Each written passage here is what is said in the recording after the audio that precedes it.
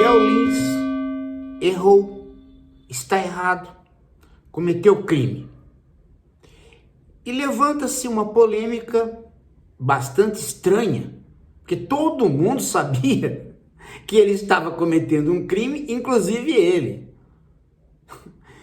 Tanto é que os advogados dele reconhecem que ele estava cometendo um crime e cometeu um crime. A defesa dos advogados dele é uma invencionice total. Eles estão dizendo que ele, Léo Lins, não é o Léo Lins. Ali no stand-up ele era um personagem. Não, ele não era um personagem. Personagem, quem fazia era o Chico Anísio, o Jô Soares, o Golias, Cacete Planeta. Estes faziam personagens. Stand-up não faz personagem, o cara se apresenta como ele e ele. Tanto é que ele repete aquelas coisas fora do stand-up. Então, é o reconhecimento de que está errado.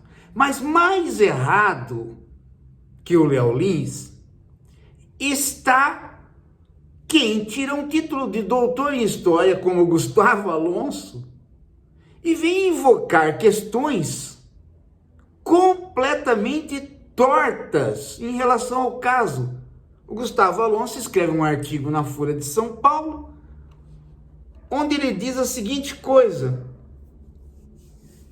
que o direito, do modo como ele está sendo exercido, se afasta do paradigma liberal. Olha só o argumento dele, para dizer que se afasta do paradigma liberal. Olha só, o liberalismo enxerga a sociedade não através de coletivos ou entidades, mas através da lente posta na condição individual. Seríamos todos indivíduos que, quando ofendidos, poderíamos apelar à justiça em nome de nossos direitos violados. A sentença de Léo Lins, no entanto, não apresenta nenhum indivíduo concreto que tenha sido vítima de ofensa e que tenha exigido alguma forma de reparação. Para o Gustavo Alonso, só existe o indivíduo. A sociedade é uma abstração. Parece uma conversa de Margaret Thatcher, né? E ele poderia estar certo se o que ele está dizendo é que estamos nos afastando do paradigma liberal. Se o liberalismo fosse aquilo que a Margaret Thatcher diz, o ultraliberalismo. Mas dentro do liberalismo cabe perfeitamente o que a juíza fez. Por quê? Porque não é verdade que o Ministério Público, a existência do Ministério Público, esteja para fora do paradigma liberal. O Ministério Público, ele é interno à Constituição de 88, que está completamente dentro do paradigma liberal. O Ministério Público, ele serve para quê? Ele serve para proteger indivíduos, grupos, sociedades, entidades, mesmo quando estas não reclamaram individualmente. Ele pode atuar pela própria iniciativa através da sua ouvidoria. E isto pertence ao campo liberal. A nossa sociedade, através da Constituição de 88, não saiu nenhum milímetro para fora do campo liberal. Ao instituir, né, ou ao regrar, digamos assim, de novo a existência do Ministério Público Federal e as suas instâncias estaduais. Então, é função do Ministério Público, dentro do paradigma liberal, de ter uma ouvidoria para saber o que está acontecendo na sociedade diante de indivíduos que têm medo de se exporem diante de uma figura pública. Pessoas que estão sendo ofendidas, mas que não vão apresentar uma queixa. Elas preferem falar anonimamente no Ministério Público através da ouvidoria.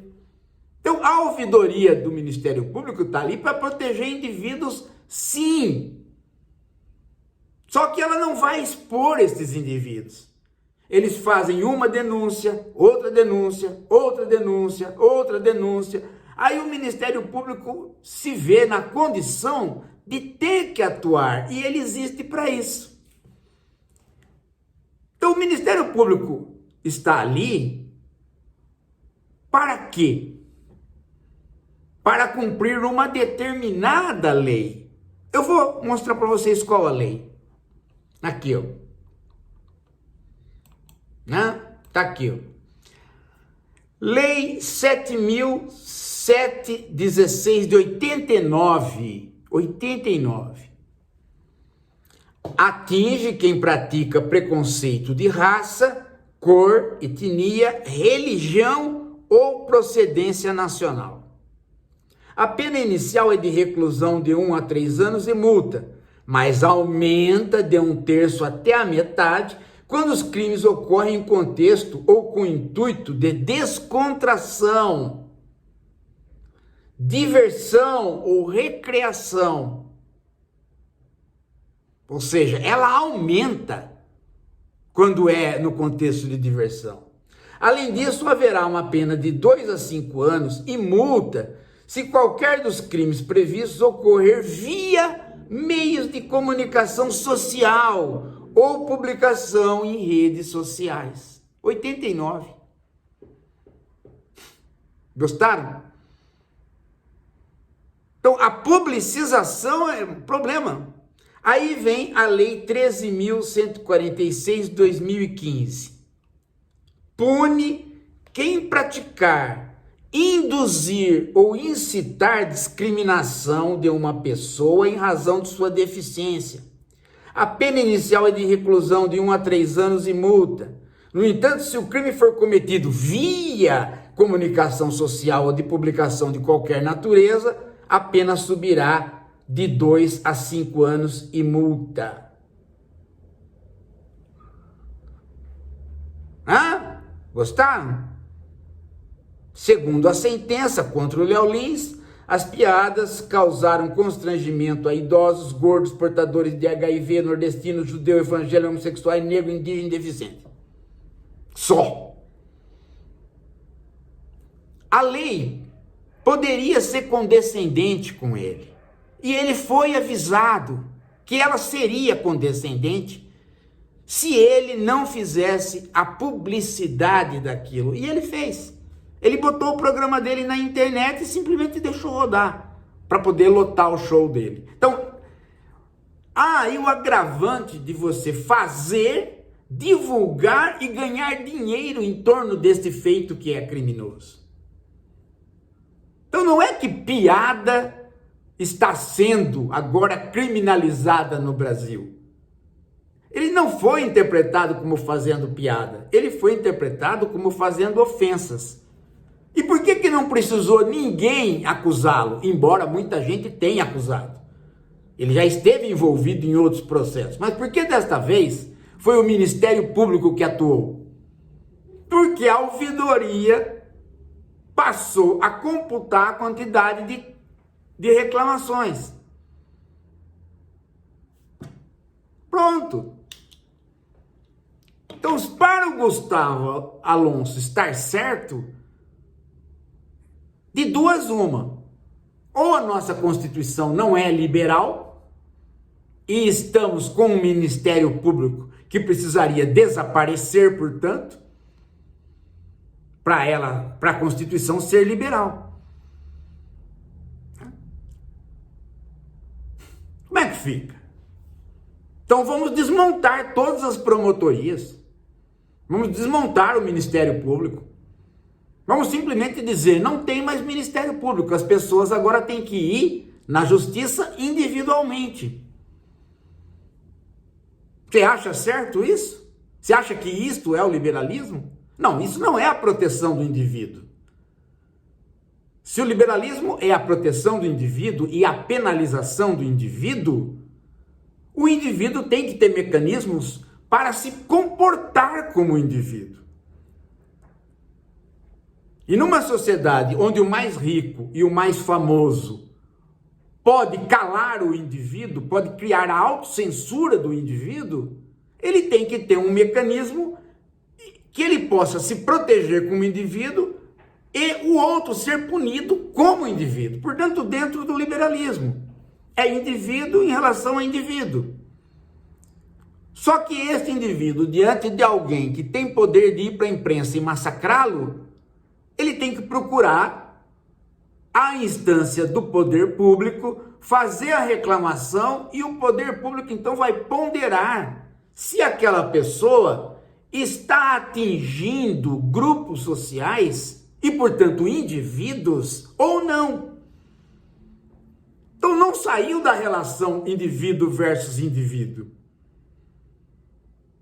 A lei, ela está considerando a atividade de indivíduos. Ela fala de grupos, mas ela não atua a partir de grupos. Ela fala de grupos, mas ela atua a partir de indivíduos que lotam a caixa da ouvidoria e a ouvidoria do Ministério Público, então, tem que atuar contra aquele indivíduo em favor de outros indivíduos, mas que não querem aparecer, porque temem represálias. É assim que funciona em qualquer lugar do mundo que é liberal. Em outras palavras, Gustavo Alonso não tem noção do que é o liberalismo. Ele pegou uma frase do liberalismo e ele quer que aquela frase se transforme no todo do comportamento liberal. E isso não existe.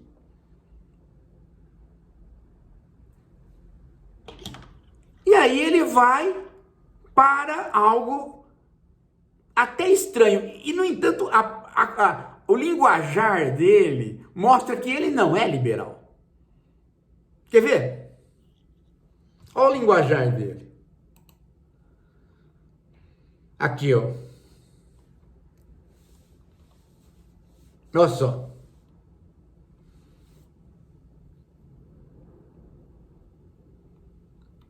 Aqui. A crescente hegemonia das pautas identitárias vem nos colocando diante da derrocada da visão liberal do direito. Não. Nós aqui somos completamente críticos em relação ao identitarismo. Mas nós não somos, de maneira nenhuma, contrários, não à proteção de minorias. São coisas diferentes. São coisas completamente diferentes. As minorias existem. Independentemente de alguém defender a identidade dele. Eu sou judeu, eu sou não sei o quê, eu sou isso, eu sou aquilo. Independentemente do identitarismo, de alguém querer benefícios ou leis a favor dele próprio por conta da identidade, as minorias existem e são protegidas por lei enquanto minorias. São coisas diferentes. O identitarismo, ele chama pela identidade. A lei não chama pela identidade, ela chama pela existência de minorias. Minorias que possuem pessoas ali no seu interior que são indivíduos e que estão podendo reclamar por conta da existência do Ministério Público, que é uma instância liberal, pertence ao quadro do liberalismo. Quer ver como aqui, ó a fala do Gustavo Lins, do Gustavo não, do Gustavo Alonso. Olha aqui.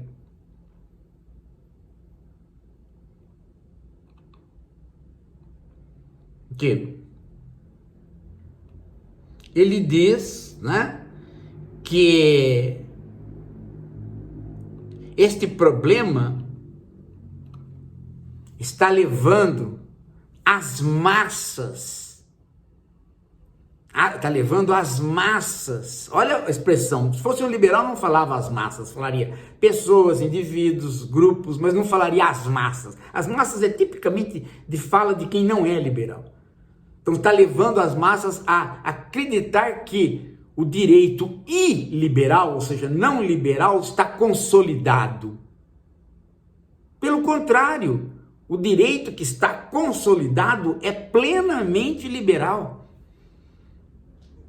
Para que esse direito não fosse liberal, ele simplesmente não poderia considerar as minorias. O direito liberal considera a existência de minorias. É o liberalismo, exatamente dentro do plano liberal, que se constituiu a Carta de Direitos Humanos do pós-guerra. E qual a minoria? Que fez com que esta carta se transformasse da maneira como ela é hoje? Os judeus. Eles saíram no pós-guerra com um massacre considerado genocídio. E aí o direito liberal percebeu que cada judeu não podia ir contra Hitler. Se ele ia contra Hitler, ele era caçado imediatamente. Então o que aconteceu? Aconteceu que o direito liberal disse: o direito do indivíduo contra o Estado opressor, às vezes tem que ter mecanismo para que o indivíduo reclame sem que o Estado opressor o identifique. Então não tem identitarismo, tem a não identificação. Se eu reclamar, o Hitler me pega. Então saiu da guerra, acabou o hitlerismo, vamos fazer uma lei onde as pessoas que estão em minoria na sociedade não precisem reclamar individualmente, porque se elas reclamarem individualmente não vai valer, elas vão ser pegas. Então, se acontecer de novo o hitlerismo contra qualquer minoria, as minorias vão poder recorrer, né, individualmente, o indivíduo não desaparece, individualmente há uma instância, né, do poder público que vai policiar a atividade de indivíduos e do próprio Estado. Por exemplo, você vê uma criança sendo espancada, você fala assim: pera lá, quem que é o pai? Nossa, o pai é um cara perigoso. Se eu chamar agora, né, fizer uma reclamação em meu nome, eu posso sofrer reprimenda. Então eu recorro ao quê? Eu recorro ao Ministério Público. Aí vem o quê? Vem uma instância pública. O Conselho de Tutelar vai lá ver que se o pai está fazendo com a criança. É uma reclamação de quem? De um indivíduo que passa por uma instância pública para que ele não seja reconhecido e para que, né, o direito das crianças seja exercido, uma minoria das crianças. Então, esta mediação foi criada no liberalismo. Ela não rompeu com o liberalismo. Ela instituiu as minorias. E foi isso que aconteceu aqui. As pessoas individualmente começaram a ver que elas precisavam de uma proteção para falar contra o Léo Lins. Ele estava ficando rico, estava ganhando muito dinheiro com isso. Ele abafa os reclamantes. Pronto, recorreram à ouvidoria pública do Ministério Público. E o Ministério Público teve que agir. Porque se ele não age, ele passa a fazer o quê? Ele passa, Ministério, a descumprir a Constituição. E aí os juízes do Ministério, os promotores do Ministério, é que passam a ficar criminosos. Alguém pode acusá-los, inclusive, né, de negligência, de estarem colaborando com aquilo. Nós fazemos isso o tempo todo. Oh, cadê o Ministério Público? Cadê o Ministério Público que não intervém? Por que o Ministério Público não intervém? O Ministério Público deveria dizer, não, nós somos liberais, você que tem que reclamar. Não, não, não. No caso das minorias, é o Ministério Público, sim, que é uma forma de fazer com que o indivíduo tenha uma mediação para ele se proteger. Então, é relação de indivíduo para indivíduo. O liberalismo não perdeu nada. A mediação do Ministério Público é uma instância de proteção do indivíduo que faz a acusação. E aí vai fazer uma investigação, se é verdade, se não é verdade, e aí a juíza julgou. E não é verdade, né, que o liberalismo não deu direito de defesa. O liberalismo fez mais. A nossa Constituição liberal, né, fez com que as instâncias públicas avisassem o Léo Lins: não descumpra a lei e não ultrapasse os limites que você está tentando ultrapassar, porque divulgar é o problema principal. Caracteriza o quê? Caracteriza o seu proselitismo contra a minoria. Mais explicado do que isso é impossível, né, gente? E agora dá para vocês verem que o Gustavo Alonso realmente não sabe o que é o liberalismo. O que ele falou que é o liberalismo, né? Se é que existiu algum dia, deve ser na cabeça da Margaret Thatcher. Só existe o indivíduo, a sociedade não existe. Isso não é liberalismo. Isso é uma frase retórica para arrebentar com direitos já constituídos. E a gente sabe o que aconteceu no neoliberalismo. Quanto de direito foi perdido. Bem, gente, para entender mais essas coisas, Capitalismo 4.0 já está na Amazon. Vá lá, pega o seu, pegou o seu em e-book, já começa a formar o grupo de estudos, já começa a anotar os dias de reunião, já prepara a chamada para uma live com a gente. E começa a ver o dia da sua viagem para São Paulo, para estar na FATEC, na conferência de abertura do Capitalismo 4.0, o lançamento oficial aí já com o livro em papel. Você não vai vir? Não, eu estou te convidando. Eu quero te conhecer, Mariângela quer te conhecer. Eu quero que você conheça outras pessoas da esquerda reflexiva. Você não viu a notícia hoje? Não viu? Então veja a notícia hoje. O Lula no primeiro turno, ele passa. Mas no segundo turno, ele empata com a Pericrente e com o Tarcísio. O que significa isso? Significa que a esquerda reflexiva precisa se instrumentalizar, precisa aprender, precisa estar ligada. E nós temos que fazer aquilo que a Fundação Perseu Abramo não está fazendo. Nós temos que fazer aquilo que os diretórios do PT não estão fazendo. Mas nós não vamos fazer a militância boa, nós vamos fazer a militância reflexiva. Nós vamos entender o porquê que nós estamos fazendo as coisas. E aí é importante os grupos de estudo. Perfeito? Então vá lá pegar o livro agora. Ah, professor, mas eu quero só o de papel. Pega o e-book, depois você pega o de papel, o preço é ridículo. Ah, professor, mas se eu começar depois o grupo de estudos? Pode começar depois. Os grupos de estudo não vão precisar caminhar juntos. Não vamos fazer lives específicas. Tá combinado? Combinado, hein? Combinado. Ah, professor, mas não vai dar para eu ir na... Não, tem que dar. Tem que dar. Você tem que ver. Você vai adorar, é importante. Você vai virar outra pessoa que você encontrar as pessoas. Que é o que está te faltando. Está isolado. Venha.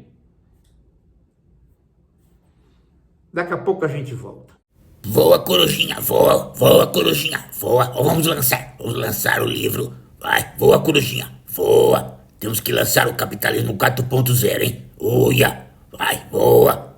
Vai, anuncia esse livro aí. Vamos anunciar. Anuncia.